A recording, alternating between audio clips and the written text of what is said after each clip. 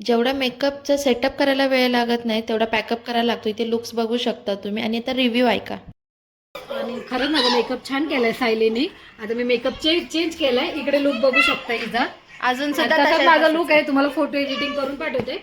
आणि कोणाला ऑर्डर द्यायची असेल तर नक्की खाली मी तिची आयडी मेन्शन करते. आयडीवर मेसेज द्या तिला पर्सनली. खरंच छान.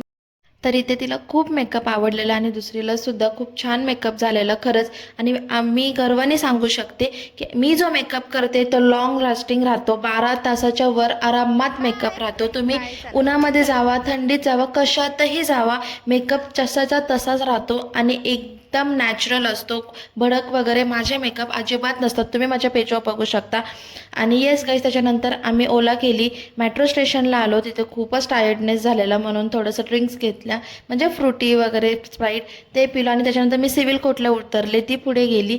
आणि सिव्हिल कोर्टला तुम्हाला तर माहिती आहे किती एक्सेलेटर चेंज करायचे असतात. तर फायनली मी माझ्या घराच्या जवळच्या मेट्रो स्टेशनवर पोहोचलेली आहे आणि खूप थकल्यासारखं झालेलं. तर हे मला घ्यायला आलेले. त्याच्यानंतर मग आम्ही घरी गेलो आणि आपली घरची कामं काय थांबत नाहीत. सो घरी गेले, सगळ्यात पहिले फ्रेश झाले, झाडू वगैरे मारला. त्याच्यानंतर जी भांडी घासलेली सकाळी होती ती मी लावून घेतली आणि मस्तपैकी चिकन सुक्का आणि जिरा राईस बनवला.